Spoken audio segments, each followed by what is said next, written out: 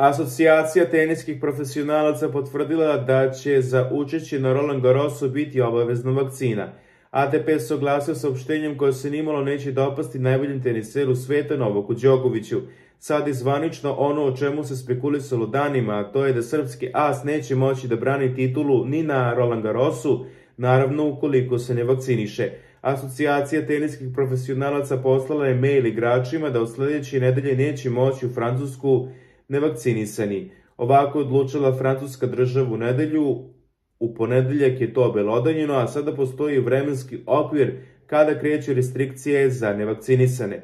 Novak iz Australije deportovan zato što se nije vakcinisao, mada se prethodno prijavio za dokument o medicinskom izuzeću kog u Francuskoj neće biti. ATP je, kako piše Tennis Majors, označio 24. januar kao početni datum obavezne vakcinacije. Krovna organizacija teniskih profesionalaca je svoj mail naznačila za važno jer je informaciju o vakcinaciji dobio od Teniskog saveza Francuske.